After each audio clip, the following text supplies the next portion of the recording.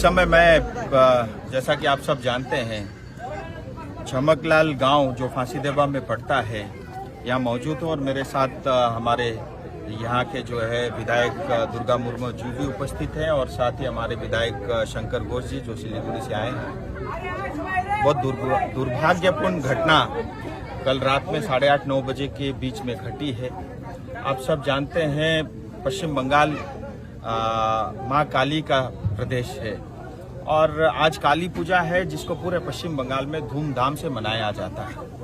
और कल रात को यहाँ पे मूर्ति की स्थापना करके पूजा चल रही थी तो अचानक एक धर्म विशेष को मानने वाले पास के गांव से आकर के यहाँ पे उन्होंने झगड़ा किया, महिलाओं को पीटा, पुरुषों को पीटा, उनकी चोटें भी आई। और इसके साथ ही जो सबसे दुखद घटना है कि काली माँ की प्रतिमा को भी उन्होंने जो है तोड़ा। और हमारी आस्था है, हमारी माँ है, सो काली माँ की सिर्फ मूर्ति को नहीं तोड़ा, हमारी माँ को तोड़ा है। और इससे हिंदू समाज बहुत आहत है। त्योहार का समय है, मैं चाहता हूँ यह हमारी स्थान की विशेषता है। अलग अलग धर्म, अलग अलग भाषा और अलग अलग बोली बोलने वाले लोग एक परिवार की तरह रहते हैं। ये दार्जिलिंग की खूबसूरती है। लेकिन इस खूबसूरती में कुछ असामाजिक तत्व, कुछ गुंडे यहाँ की वातावरण को खराब करना चाहते हैं, ये बर्दाश्त के बाहर है। मैंने पुलिस के ओसी और बाकी तमाम अधिकारियों से बात की है। कुछ 11 से 12 लोग अभी अरेस्ट हुआ है। बहुत सारे अलग अलग धाराएं, सेक्शन उन पे ऊपर में चार्जेस लगी है।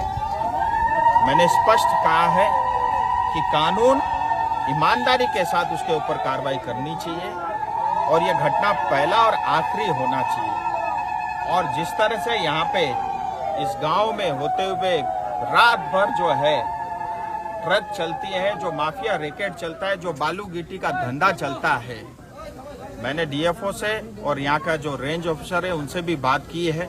मैंने ओसी को भी कहा है आज के बाद एक भी ट्रक, एक भी इलीगल बालू का ट्रक इस गांव से होकर के नहीं जाना चाहिए। और मैंने स्पष्ट कहा है ये मेरा पहला और आखिरी बात होगा। और अगर इसके बाद भी इस तरह की घटना घटी तो उसके लिए पश्चिम बंगाल की सरकार, यहाँ की प्रशासन और यहाँ की पुलिस जवाबदेही होगी, जिम्मेदारी उसकी होगी। हिंदू समाज, हम सभी धर्म का सम्मान करते हैं, सभी भाषाओं का सम्मान करते हैं, लेकिन अगर कोई मेरे घर में घुस के मेरी माँ के साथ दुष्कर्म करेगा, मेरी माँ को तोड़ने का काम करेगा, मेरी काली माँ के हाथ तोड़ेगा, तो फिर हिंदू समाज चुप नहीं बैठेगा। ये भी मैं स्पष्ट बोल देना चाहता हूँ। हो सकता है इस गांव में लोग थोड़े हो, लेकिन उनके साथ उनका एमपी खड़ा है। मैं चेतावनी भी देना चाहता हूँ और ये मेरा सुझाव भी है, ये घटना पहला और आखिरी होना चाहिए। और जिन समाज के लोगों ने ये घटना किया है, ये जो अत्याचार किया है, ये जो दुष्कर्म किया है, मैं उन समाज के सभी बुद्धिजीवी लोगों से भी मैं निवेदन करता हूँ, आप अपने समाज में सभी को साथ ले करके उनको आप समझाइए, क्योंकि ये कोई भी सभ्य व्यक्ति नहीं कर सकता।